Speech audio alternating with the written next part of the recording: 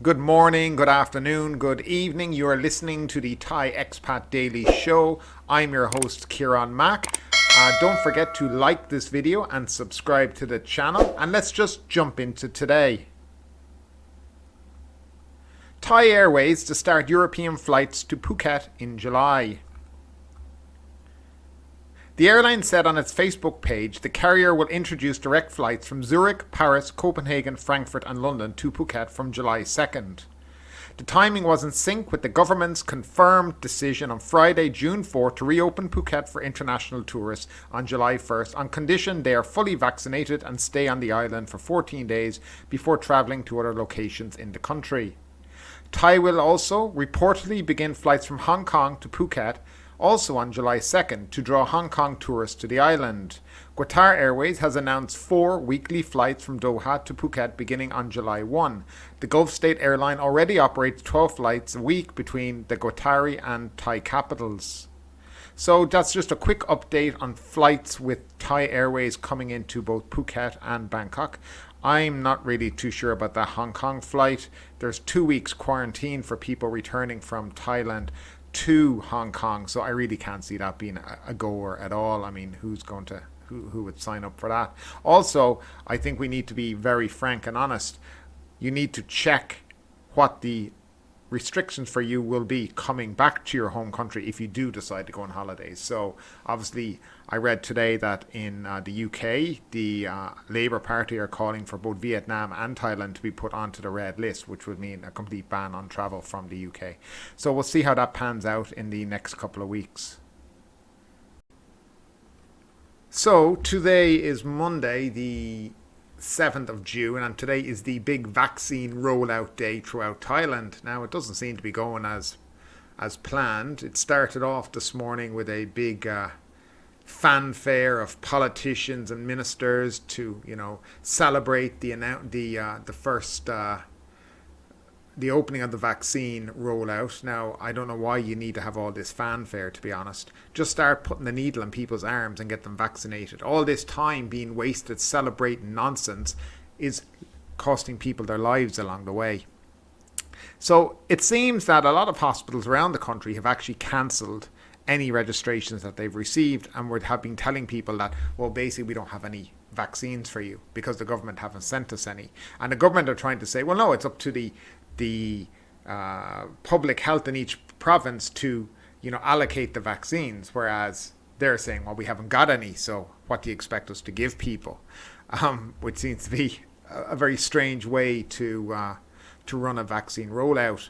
As what's been happening today is basically the elderly, people 60 and above, plus people with 7 underlying diseases can register to be vaccinated from today and go. Some have appointments, some can register. It depends, etc., how you manage to register. But there's no clear way to register. It's all muddled up.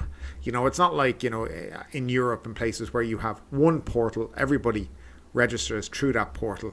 That's it. And then you set up vaccination centres around the country and those people go to those vaccination centres. It doesn't work like that.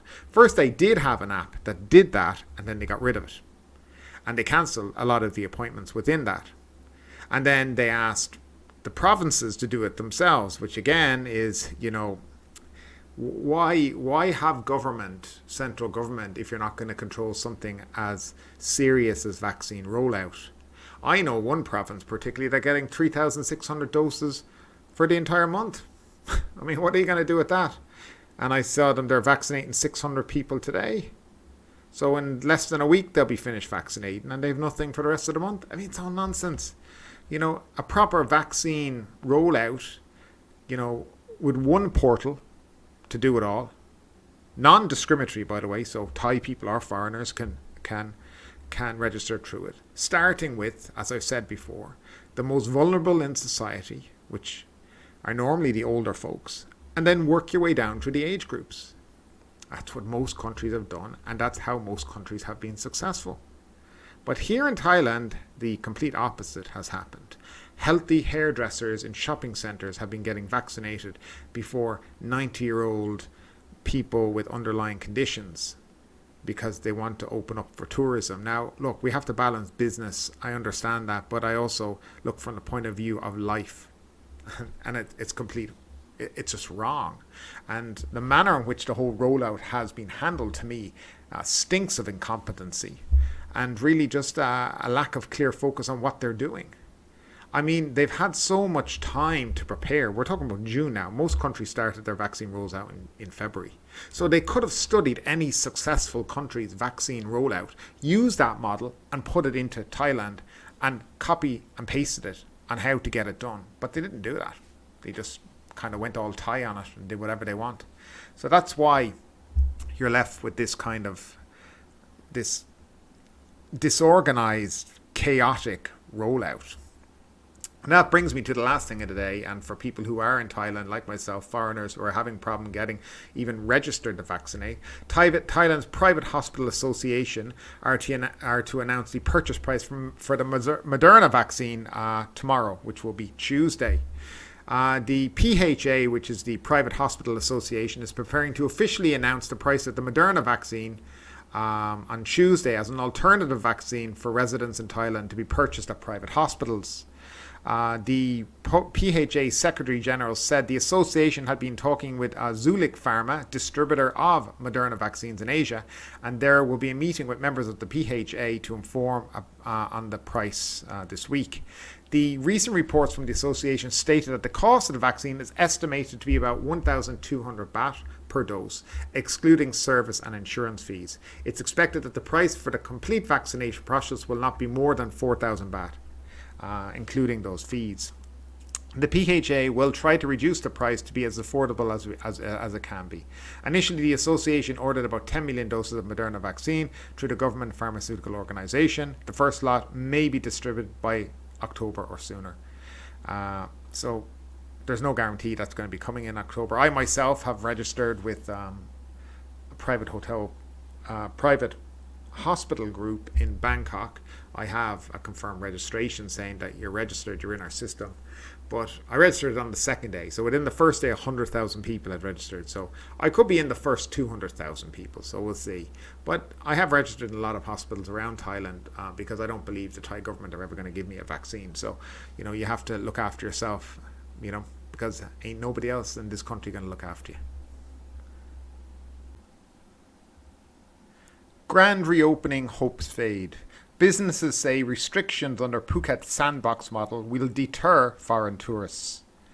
Businesses have responded cautiously to the plan to reopen Phuket to vaccinated foreign tourists next month, as operators aren't confident they will be able to draw tourists back to the resort island due to the tough requirements it imposes on incoming tourists. Starting from July 1, Phuket will waive quarantine requirements for foreign tourists who have been fully vaccinated against COVID-19 under the Phuket Tourism Sandbox model, which is being touted as a model for the reopening of Thailand's tourism industry. However, as a precaution, tourists will have to remain on the island for 14 days before they are allowed to move on to other destinations in the country, up from the previously announced 7 days. Kunvishai Rungcharatana, manager of the Sunshine Tour Phuket company, told the Bangkok Post that overall the reopening plan will help the resort's island's economy recover. However, he wanted the 14-day stay requirement back down to 7, as hotels and ferry operators who take tourists on day trips have pinned their hopes on the reopening. As his company focuses on tourists from Asian countries, most of whom generally don't plan to stay for more than 5 days in Phuket, Mr. Wichai said he hasn't seen any new bookings. Some golfers from Singapore have expressed interest in spending 3 days in Phuket, but that's it, he added. Though Phuket will reopen in July, we don't know how many foreign tourists will return. As for Thai tourists, they may be worried that prices of hotel rooms, food and tour packages in Phuket may increase, so not many will visit, Mr. Vishai said. Sirikorn Bunyasari, vice president of the Phuket Travel Agents Association, told the Bangkok Post today she expected the Phuket Sandbox program to get off to a good start. Flights to Phuket are expected to increase, though it is not known whether tourists will come in large numbers. Many airlines are trying to increase flights after almost 2 years, and everyone else is looking at Phuket. If it's a success, others will follow suit. Charlemagne Kepsat, owner of the Holiday Inn Express Hotel on Patong Beach, voiced disagreement with the 14-day requirement, saying the requirement may dissuade foreign tourists from visiting. It may be difficult for them to remain on the island for 14 days. This may be too long considering the number of tourist spots and activities on the island. It would be more helpful if they adopt a 7-day rule because tourists will have a chance to visit other destinations. She said Patong Beach, a popular tourist spot in Phuket, is still quiet, with no tourists, as many visitors know the monsoon season will peak next month and last until October. As hotel operators are not confident the reopening plan will draw foreign tourists back, several have decided to remain closed. Adding, many small hotels don't have the budget to restart their businesses, some of which have been shuttered for almost 2 years. If the situation in Patong continues, when tourists come back on July 1, where will they stay, she said. Despite the reservations, the president of a community enterprise agro-tourism conservative group in the Bang Tao Chantalay community said the community is ready to support the reopening. Now, as I have told everyone before, I will be doing a proper update this week on the Phuket Sandbox model. But here are my thoughts so far. And I look at it from 2 very different points of view. So firstly, this 14 days. Now, the 14 days is kind of perfect for package holiday makers. So people who tend to travel, with the likes of TUI or, Thomas Cook are gone, but other agents such as that, who will fly to a destination for 7 to 10 days and generally just lie on the beach and go nowhere. And that's perfectly fine. This model will suit them perfectly. But for people who like to come to Thailand for a month, spend their time, going around it, having to spend 14 days in Phuket is too long. And it's also very restricting, because you just can't leave the island. You can't even go on day trips anywhere. So for me, they're kind of the positive and negative parts and the 2 different types of customers. Now, I think it'll kind of suit people who want to return to Thailand and don't want to do the 14-day hotel quarantine in Bangkok. So we could consider maybe that instead of calling it the Phuket Sandbox, we should call it Island Quarantine, because that's basically what it is. It's confining you to a small island about the size of Singapore for 14 days, after which you can go on your way and then visit other parts of the country. But I'm not sure. There's a lot of problems with this. I mean, firstly, if you go around to the different areas like Kata, Karan, Patong, Panwa Beach, all these areas, they're closed. There's nothing open. Even 7-Elevens are closed. And they're always open. There's very little open. And they're also talking that July 1, bars and entertainment venues won't be open still. So are tourists going to come to sit on that beautiful beach for 7 days, but yet they won't be able to enjoy that nice pina colada on the beach because there'll be nowhere to serve them alcohol?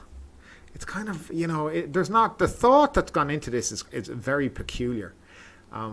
And it's not thought out from the point of view of how a traveling guest, would see it. It seems to be all thought of, we're the public health department, so this is what we want tourists to do. And if you compare that to going to the likes of Greece or Portugal or, other even long distance Mexico and places like that, all you need is your certificate of vaccination or a PCR test, and that's it. Welcome. Doors are open. So you're in competition with a lot of other destinations right now who are in their summer season, whereas Phuket is also hitting the monsoon season. So it's going to be raining. The weather is unpredictable. There's a lot different things there that, you have to compare and weigh up. Now, if I was outside of Thailand and I was a regular visitor to Thailand and I was thinking of coming back, probably hold off. Because I just don't see it as being viable to me. When you get here, you're probably going to have loads of rules anyway. Mask wearing is mandatory everywhere you go, including on a beach. Temperature checks going into shopping malls.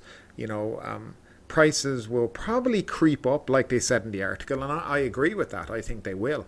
I think hotel prices will start to egg up a little now, little by little. You won't kind of notice it, but it will happen. And these kind of things are going to happen along the way. Once hotels get a sniff of international tourism, the prices will increase. So for me, July 1, it's great it's happening. It might help a small minority of businesses, but overall I don't think it's going to have much of an effect. And I think a lot of businesses will choose to remain closed and wait till October, November, when people do generally travel to Thailand because it's winter in Europe, and they'll probably see an uptake in holidays then. But that's just my opinion. So what do you think? Do you think it's a good idea, a bad idea? If you're a package holiday maker, would the 10 days or the 14 days be okay if you're just going to stay in Phuket? I'd love to know your opinion on it. So please leave your comments down below in the comment section. Thanks for tuning in today. If you enjoyed today's episode, don't forget to subscribe and don't forget to leave us a 5-star rating. We are available on YouTube, Apple Podcasts, Spotify, and wherever you like to listen to your podcasts. Thanks for tuning in, and we'll see you tomorrow.